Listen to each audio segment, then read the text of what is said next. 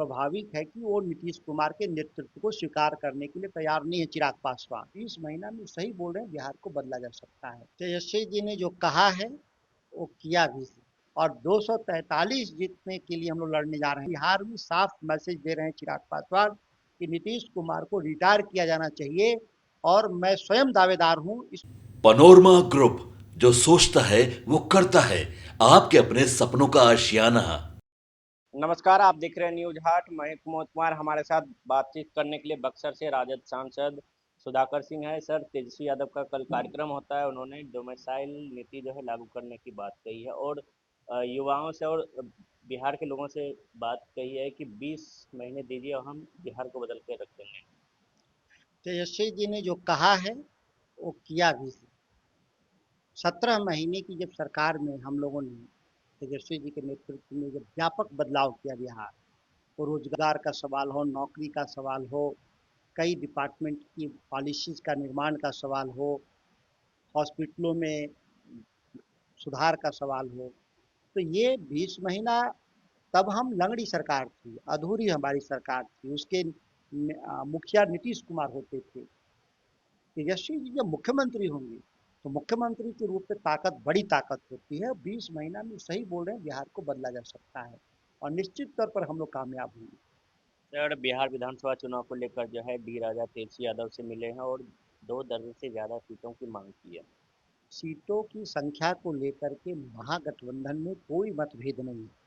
243 सीटों पे हम लोग एकजुट होकर लड़ेंगे। आप देखेंगे कोई भी फ्रेंडली फाइट बिहार में नहीं होगा। सभी सीटों पे एक कैंडिडेट जाएगा महागठबंधन का, और 243 जीतने के लिए हम लोग लड़ने जा रहे हैं। हमारा इस आधार पे नहीं लड़ेंगे कि हमारा सहयोगी दल कौन लड़ रहा है। सर, 29 जून को चिराग पासवान जो है राजगीर पहुंच रहे हैं और 8 जिलों से लगभग लोग मंगाए जा रहे हैं, रैली कर रहे हैं और नीतीश कुमार का गढ़ माना जा रहा है। कई लोग कह रहे हैं कि नीतीश कुमार इससे अनकंफर्टेबल हो सकते हैं। देखिए, चिराग पासवान बिहार में स्वयं एमएलए का चुनाव लड़ना चाहते हैं, केंद्रीय मंत्री सांसद रहते हुए।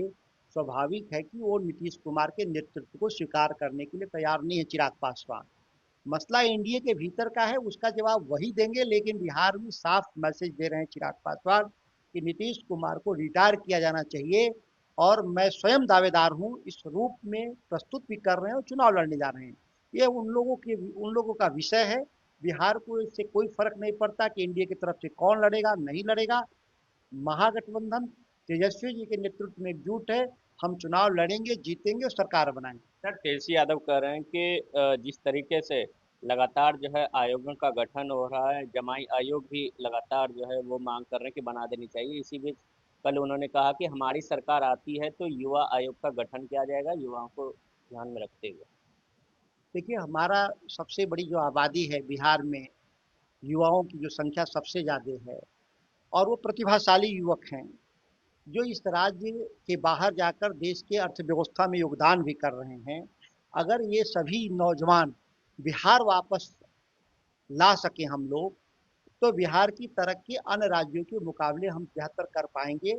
इसी उम्मीद के साथ हम लोग युवा आयोग का गठन हो, या हम सरकारी नौकरियों में हमारे व्यापक तौर पे एडजस्टमेंट हो, या रोजगार के लिए कई अवसर। उन्होंने तो बहुत सारी बातें कही हैं कि हम नए शहर बसाएंगे, आईटी के लिए अलग, स्पोर्ट्स के लिए अलग, अन्य कामों के लिए भी अलग। और ये पटना को सब देखा जाए तो कोई भी अर्थव्यवस्था का सबसे बड़ा केंद्र शहर होता है। हम पटना के पूरी क्षमता का विस्तार जो होना चाहिए था वो नहीं होने से हमारे हमारा पलायन का एक प्रमुख कारणों में से एक था, जिसको तेजस्वी जी ने जो आइडेंटिफाई किया है प्रॉब्लम, वो बिगेस्ट प्रॉब्लम है बिहार का। इससे हमारा वेल्थ ड्रेन भी था और ब्रेन ड्रेन भी था। तो दोनों को वापस लाने के लिए पूरे शहर का जो एक व्यापक रोड मैप के जरिए स्पोर्ट्स सिटी अलग, आईटी सिटी अलग, और ये दोनों के जरिए हजारों हेक्टेयर में नए डेवलपमेंट के जरिए लाखों लाख जो हमारे नौजवान हैं, जो दूसरे राज्य की अर्थव्यवस्था में योगदान दे रहे हैं, वापस बिहार की अर्थव्यवस्था में हम लोग लाएंगे। सर, सपा प्रमुख अखिलेश यादव कह रहे हैं, कल तेज प्रताप यादव से बातचीत कर रहे थे, उन्होंने भाजपा पर आरोप लगाया कि संवैधानिक प्रावधानों का आरोप लगाया। साथ ही उन्होंने कहा कि तेजस्वी यादव को हम बिहार विधानसभा में मजबूती के साथ मदद कर। हम लोग दोनों पार्टी वैचारिक रूप से आधार पर एक ही हैं, हम लोग हैं। केवल राजनीतिक दल के तौर पे जरूर अलग हैं, लेकिन वैचारिक आधार पे दोनों पार्टी एक है। इसीलिए आप देखेंगे उत्तर प्रदेश में राष्ट्रीय जनता दल चुनाव नहीं लड़ता, और हम देश के बहुत सारे हिस्से में हम चुनाव नहीं लड़ते जहाँ सेकुलर फोर्सेज मजबूत है। केवल यूपी नहीं, इवन दिल्ली में भी आप देखेंगे हमने नहीं लड़ा। कई राज्यों में जहाँ सेकुलर फोर्सेज मजबूत है वहाँ हम चुनाव नहीं लड़ते। जहाँ कॉमनल फोर्सेज का मुकाबला की बारी आती है और कोई सेकुलर फोर्सेज नहीं है तो हम भले चुनाव में इंटरवेन करते हैं।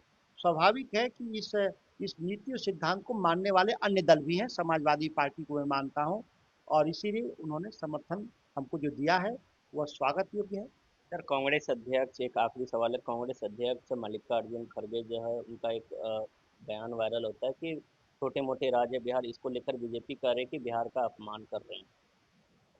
देखिए, बिहार का अपमान तो यही है कि समाजवाद, सामाजिक न्याय और संविधान, धर्मनिरपेक्षता को खत्म करेंगे, संविधान से हटाएंगे। ये सबसे बड़ा अपमान है बिहार का, जो आरएसएस और बीजेपी को नहीं दिखाई दे रहा है।